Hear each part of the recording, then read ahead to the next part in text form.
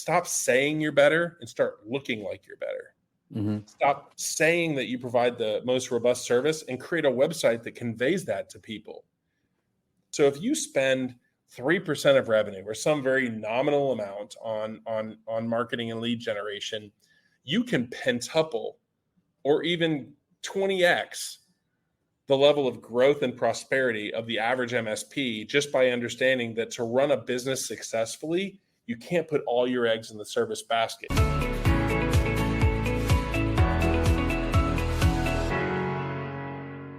The best person to give you advice on how to do something is someone who has done it himself. Makes common sense, right? And yet, how often do we not follow that simple rule? Welcome back to M&A Insights. Today, we're excited to host Terry Hedden, founder and CEO of Marketopia. Before launching Marketopia, one of the leading marketing and lead generation agencies for MSPs, Terry was in the trenches himself, founding and growing his own MSP from 0 to 49 people in under 6 years before selling it. Listen to what Terry has to say are some of the most common mistakes MSPs make when they try to grow and how to avoid them. But first, before we go any further, let's get some housekeeping out of the way. My name is Madhur Duggar. I work in the IT and software M&A space, and this is my podcast series, M&A Insights.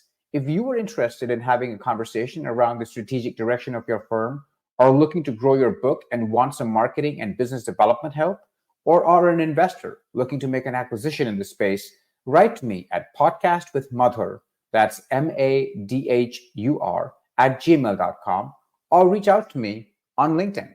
Give people an overview of Marketopia, right? And also what differentiates, in your opinion, Marketopia from other similar agencies that are out there? You know, that's an interesting question. I'm going to give you a very simple response, and that is results. A lot of companies are formed every day. And frankly, there's been dozens formed in the marketing and lead generation space in the tech industry over the last 3 years even. Mm-hmm. And what has kept us at the top has been an insatiable desire to produce the target result. And what that is in our mind isn't a click or a like or a share or some lead with someone who's never heard of you or a phone number or an email address. It's a sale. And we do marketing. And in that, I will include branding, website development, logos, and all that. We do marketing, full force digital marketing. We'll make you a billboard, a TV commercial.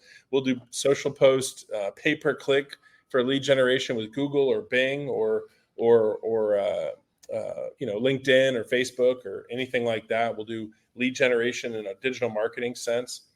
We do lead generation leveraging Tele. So digital is great, and those leads are available. But Tele is also extremely powerful in the MSP industry. People simply do not understand the importance of that conversation versus a landing page or some sort of blog, but a conversation that can overcome objections that the MSPs may take for granted. That conversation ability has led to an incredible number of qualified held sales appointments. I mean orders of magnitude greater than the competition, because that's what MSPs need.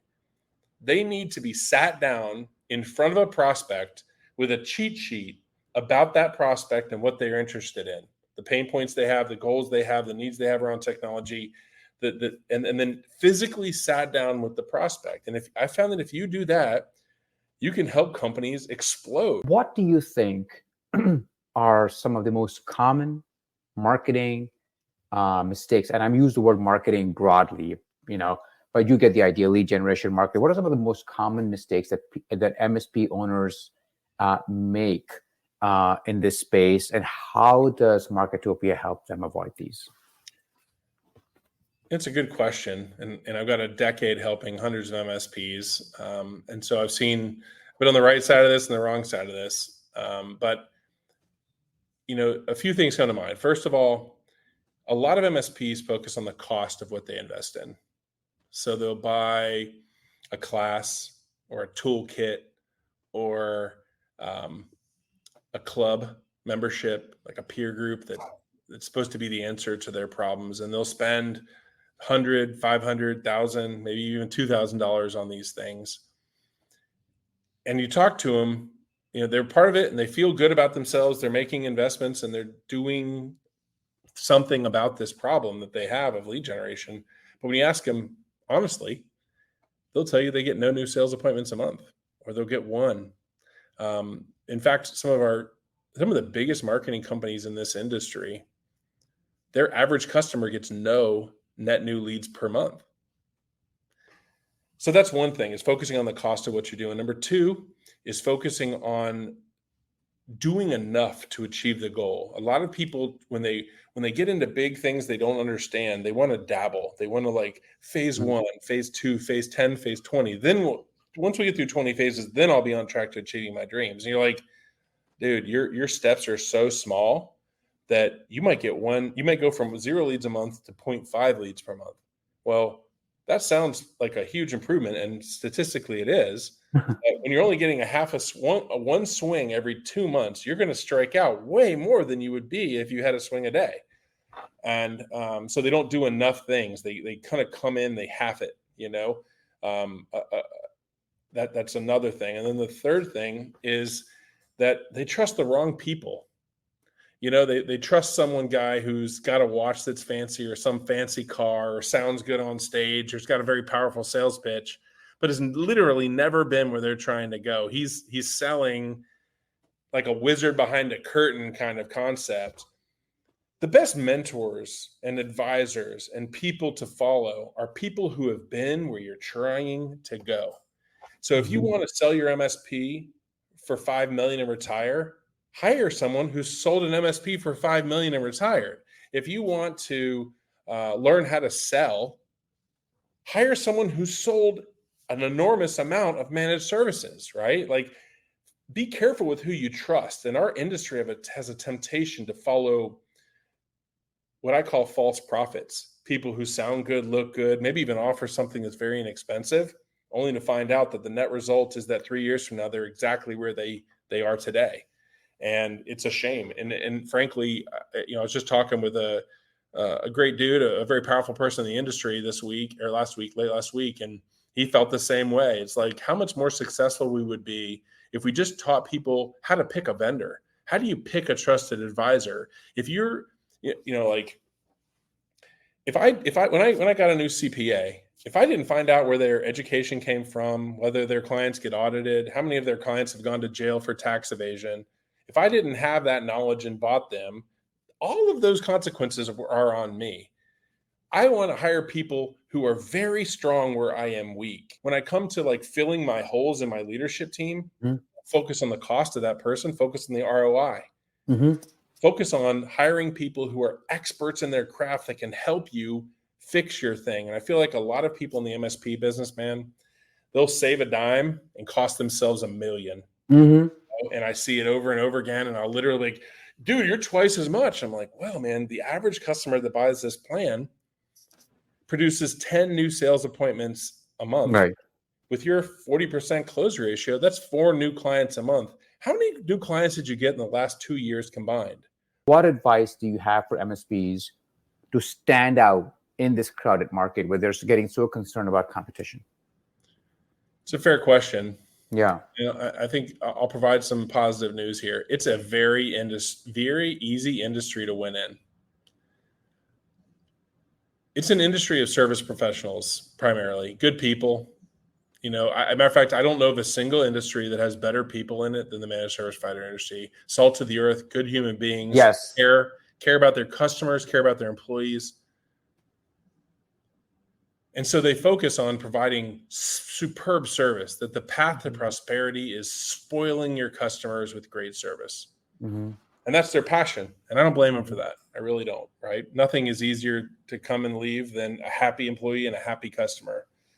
And what I've found is that is also the path to not making any money and to not building a business that is worth selling and creating a lifestyle company, which for some is a dream and others is a nightmare, where you basically have a job. You don't have a company. It's not something you could go to a professional to help you sell, because you're basically selling a job that frankly you usually make less money than you would make if you were somewhere else, right? And so the good news is that it's very easy to get out of that spiral, and that is understand that there's no way for someone to know if you're indeed better at service before they buy it. So every MSP says they're the best at service.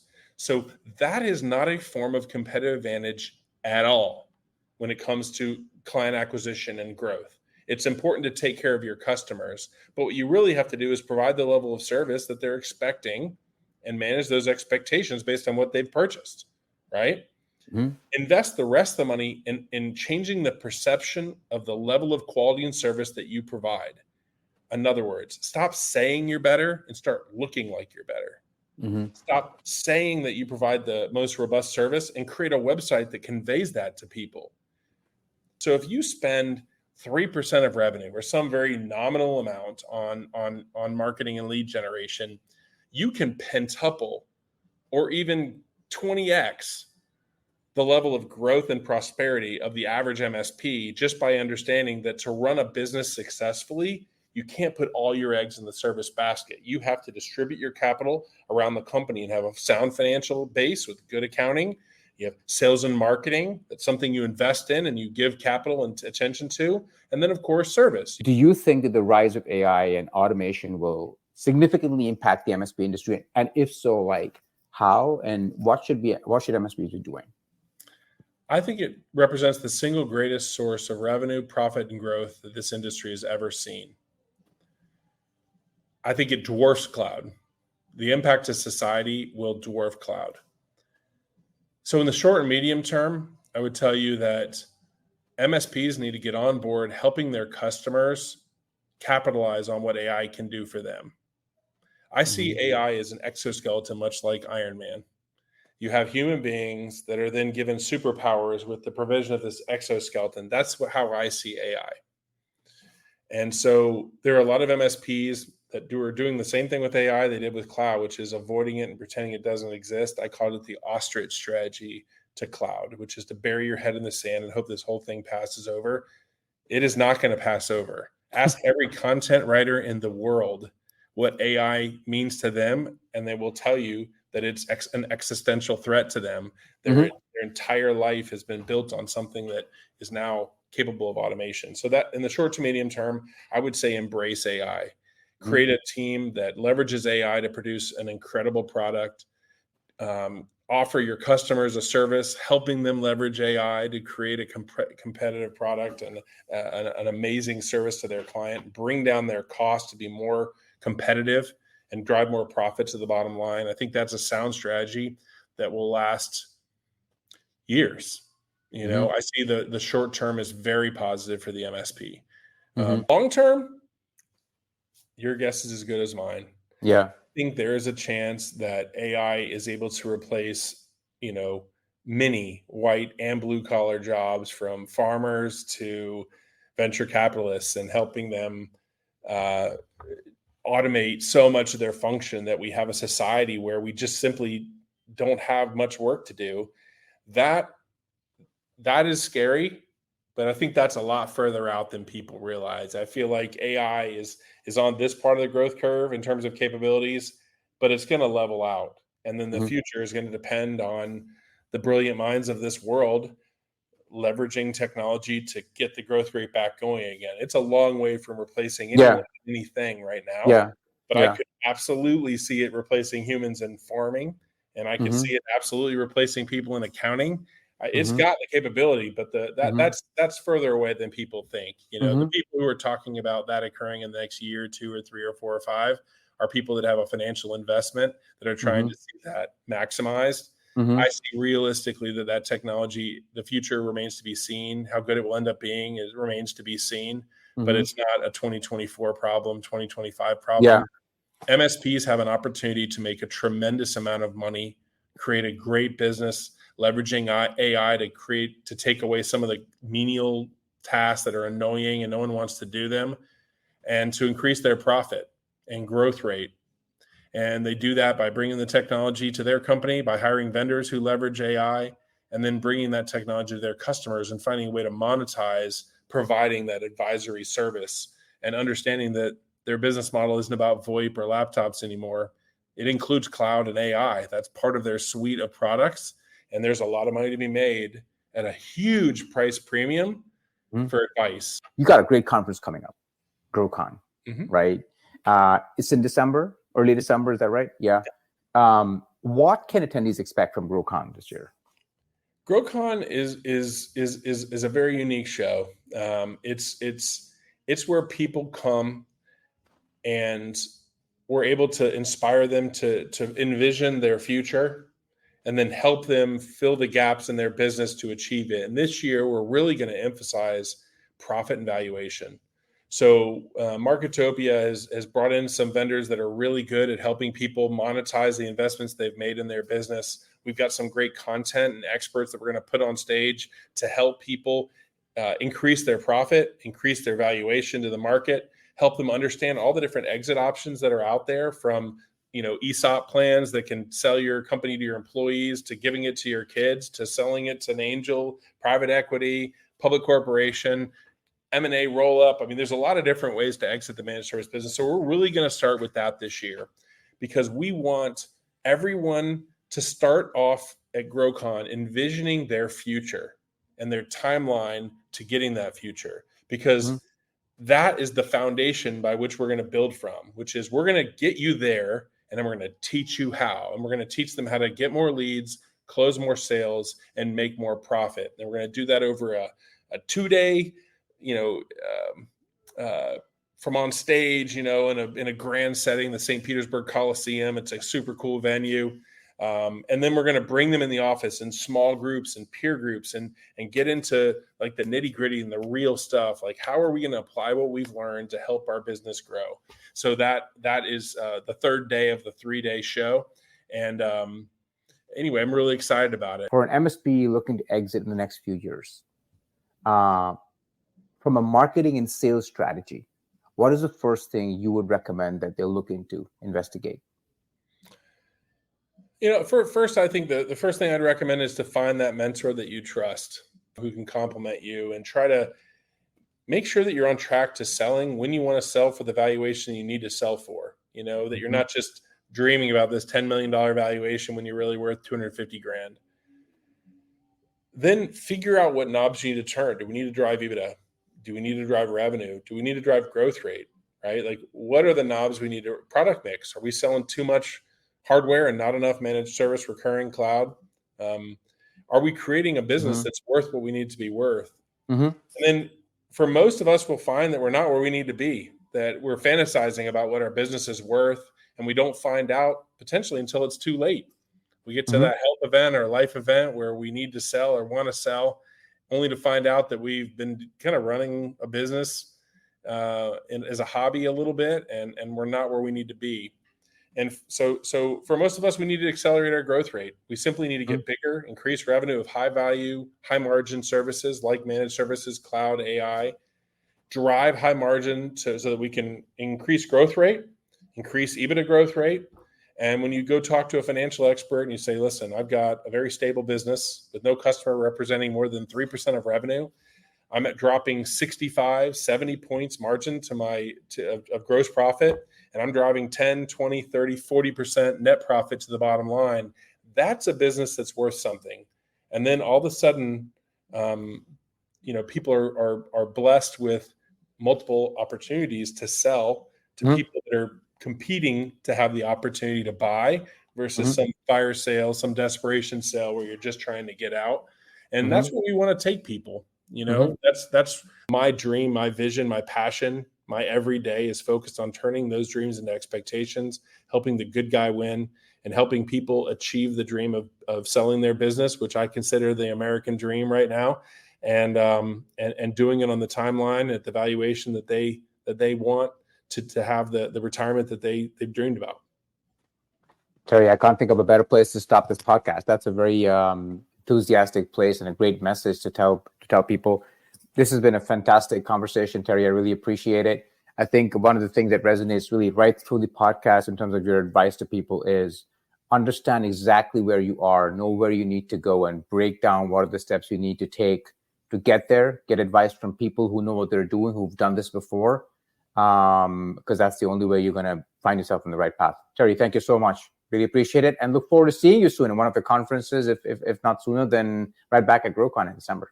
Ashley, wonderful. Good to hear. Love that you're going to be there. Can't wait to see you then. And thank you for the opportunity to be with you today. Yeah, thank you so much, Terry.